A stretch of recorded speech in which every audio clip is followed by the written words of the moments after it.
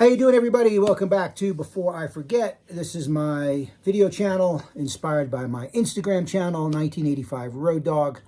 That Instagram, you'll see a lot of photos of my life in music as a fan, as a kid, and then as somebody that worked in the music business.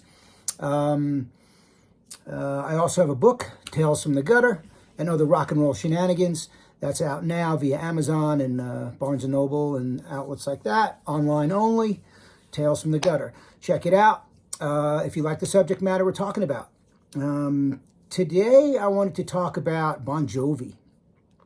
Bon Jovi, you look at the Slippery When Wet album, and that was really the benchmark until Guns N' Roses, a year or so later, 2 years later. I was looking at the top albums, of course, of the 80s. Number 2 album of the 80s is AC/DC, Back in Black. Now, huge record, 19.1 million.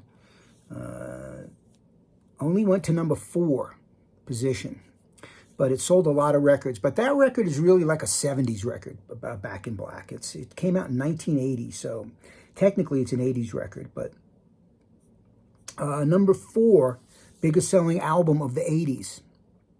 Number 4, Appetite for Destruction, Guns N' Roses. 15.6 million copies. It went to number 1. For 5 weeks, it was number 1. That's big. Weeks in the top 10, 52. Big record. Okay, you go down. Again, mixed in with all of these, you've got your Michael Jacksons, your Born in the USAs, your Whitney Houstons, your Phil Collins, your Prince, your Springsteen, your Dire Straits. The number 10 biggest album of the 80s is Slippery When Wet, Bon Jovi. 12.9 million. 8 weeks at number 1, that album. It was in the top 10 for 46 weeks. Huge record. And so many bands just hated Bon Jovi. I mean, they just weren't cool. Huge. What made that band was Slippery When Wet. The songs, the production, the timing, everything. John, his face, the whole thing. I remember when that record came out, prior to that, before Slippery When Wet, you had Shout at the Devil. You had Out of the Cellar, Rat. You had Invasion of Your Privacy, Rat. You had Theater of Pain, Motley Crue. So there was so much going on. You had Quiet Riot, of course, Van Halen, huge. Van Halen, Def Leppard. The number 11 biggest album of the 80s is Def Leppard, Hysteria. 12.6 million, 6 weeks at number 1, 78 weeks in the top 10, which is a long time. Van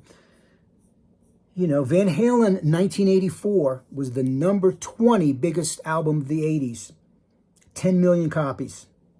But that's the the climate you were in. And, Whitney Houston and Madonna and George Michael and U2 and, all of that was going on. So Slippery When Wet was a huge album. Now, there was a radio station in New York, I think it was WAPP, and they had put out an album of local artists, a vinyl record of local artists, and one of those local artists was Bon Jovi with the song Runaway.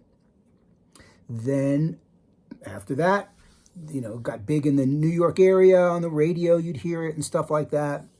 Not huge by any means. And then Bon Jovi ends up getting a record deal with Mercury, I believe it was. So, took him a couple years. I mean, what did he get? When's that first album? 84 in there, 85. So when did Slippery When Wet came out? I think 80. That's a good question. When did Slippery When Wet come out? I think it came out in 86. Going into 87. But Bon Jovi set the benchmark, and all those bands,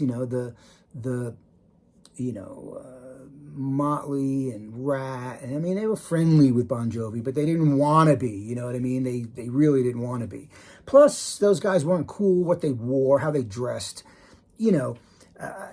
I grew up in New York, and I spent a lot of years working in the Limelight nightclub, and I had saw a lot of local bands, in the late 80s into the early mid 90s. So a lot of local rock bands from New Jersey and Philly, they all played Limelight. And you always knew the Jersey and the Philly bands by what they were wearing, kind of like, Cinderella-ish. If you look at the Cinderella night songs, and then you look at what Bon Jovi was wearing, not necessarily John, but like, the keyboard player or the bass player. I mean, what they were wearing was like Cinderella night songs-ish, lots of tiger stripes and vibrant, crazy neon colors, and just, really not what I would consider cool.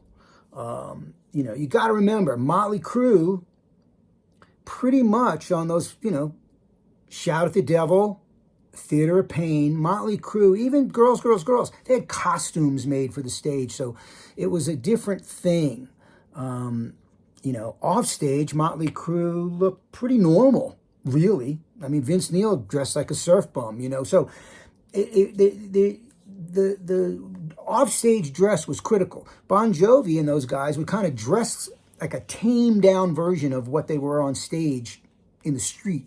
You'd see them at an industry party or somewhere in Manhattan or wherever, and they'd kind of be dressed like they were kind of going on stage, but not really.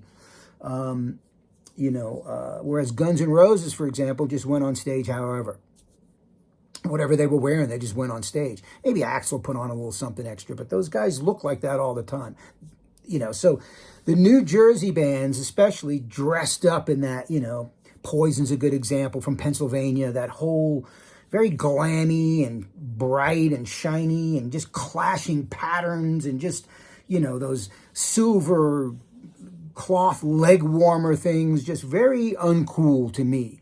You look at a band like Guns N' Roses, Aerosmith, even early LA Guns, the way they looked was completely different. The antithesis of that New York, New Jersey, Philly look. It was much more influenced by biker culture and British, a lot of it, and it's just different. But Bon Jovi, because they got so big, I mean, they were huge. The songs, the radio play, the videos, everyone hated Bon Jovi. They really did. I mean, I met him for the first time in 1984 backstage at a Motley Crue show, Shout at the Devil. And he was like a regular nerdy guy from New Jersey. But it's just the right combination of things. And Bon Jovi got big.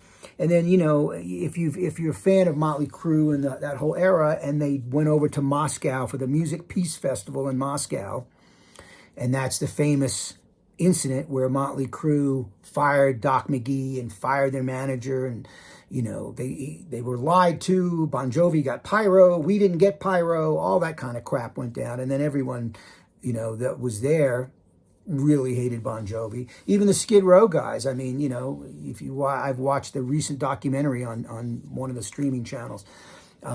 Snake and John Bon Jovi go way back, and Sebastian kind of ruined the whole thing for Skid Row with Bon Jovi. But everyone hated Bon Jovi, man.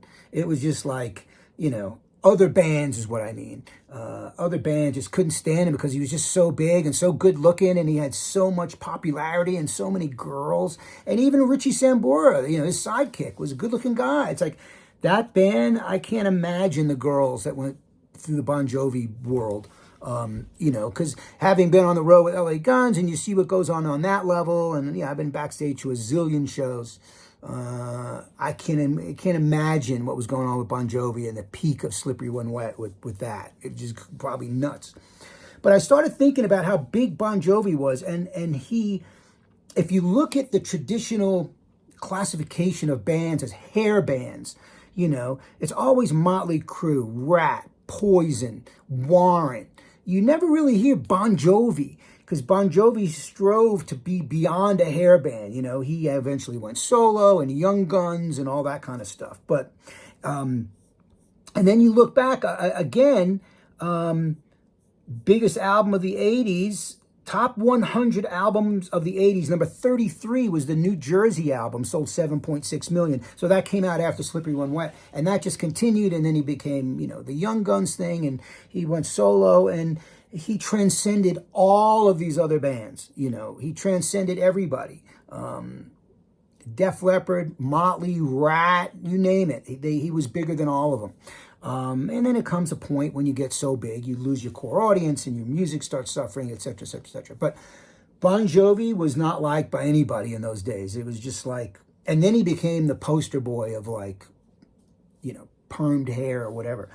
But he was huge, man. I mean, and that album, Slippery When Wet, is a great album. First time I ever heard that album, I was living with Bruno Ravel from Danger at the time in 1986. So it had to be 86 when the Slippery When Wet came out, in 1986. So he brought that album home. I don't know where he got it from. He got it early from somebody. And we listened to it, and he was drooling because the production was so good and the songwriting was so good and everything about it, And I thought it was a great record, and it just dominated. Everything was Bon Jovi. Posters, girls with life-size 7-foot posters on the wall of him, just insane stuff. So I was thinking about that because I heard a Bon Jovi song on the radio and how he was bigger than all of them, but he never gets classified really as hair band, if you think about it. And he's one of the original hair band guys to me. The songs, the ballad, the look, the cheesy clothes, the cheesy hair, they had it all.